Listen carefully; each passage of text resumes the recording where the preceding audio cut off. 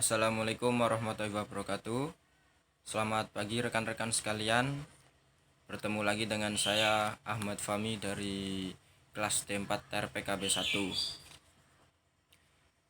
Sebelum kita masuk pada materi hari ini, alangkah baiknya kita berdoa menurut kepercayaan agama masing-masing. Berdoa, mulai.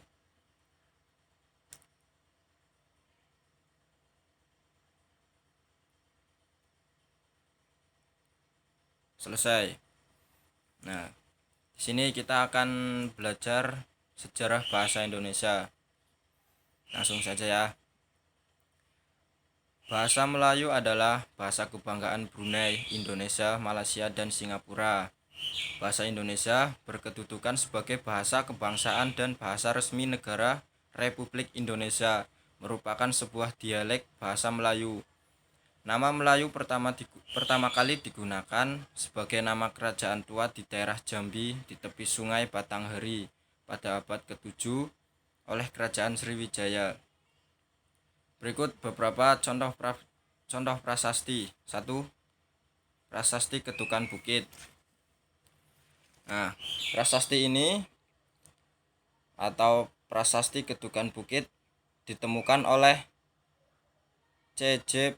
Batenburg pada tanggal 29 November 1920 di Kampung Ketukan Bukit, Kelurahan 35 Ilir, Palembang, Sumatera Selatan, di tepi Sungai Tatang yang mengalir ke Sungai Musi.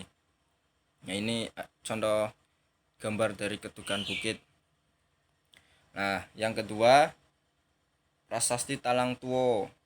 Prasasti ini ditemukan di sebelah barat kota Palembang, yang saat ini sudah masuk dalam wilayah Kelurahan Talang Kelapa, Kecamatan Alang-Alang Lebar pada 17 November 1920. Nah, itu yang kedua contoh dari prasasti Talang Tuo. Yang ketiga adalah Talang Batu. Talang Batu ditemukan di sekitar kolam Telaga Biru, tidak jauh dari Sabokingking, Kelurahan 3 Ilir, Kecamatan Ilir Timur, Kota Palembang, Sumatera Selatan pada tahun 1935. Yang keempat adalah Kota Kapur, Bangka. Prasasti Kota Kapur memiliki tinggi 1,5 meter dan berangka 608 Saka atau 686 Masehi. Prasasti ini ditemukan pertama kali oleh J.K. Moulin pada tahun 1892 di Desa Kota Kapur, Kabupaten Bangka, Kepulauan Bangka Belitung. Yang terakhir ada Karangbrahi. Karangbrahi adalah sebuah prasasti dari zaman Kerajaan Sriwijaya yang ditemukan pada tahun 1904 oleh Kontrolir L.M. Behot di tepian Batang Merangin. Prasasti ini terletak pada Dusun Batu Bersurat, Desa Karangbrahi, Kecamatan Pemenang, Kabupaten Merangin, Jambi. Hal ini membuktikan bahwa Kerajaan Sriwijaya menggunakan bahasa Melayu, disebut Melayu kuno, sebagai bahasa resmi dalam pemerintahannya.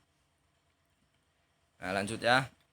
Dari hari ke hari, kedudukan bahasa Melayu sebagai lingua franca semakin kuat, terutama dengan tumbuhnya rasa persatuan dan kebangsaan di kalangan pemuda pada awal abad ke-20, sekalipun mendapat rintangan dari pemerintah dan segolongan orang Belanda yang berusaha keras menghalangi perkembangan bahasa Melayu dan berusaha menjadikan bahasa Belanda sebagai bahasa nasional di Indonesia.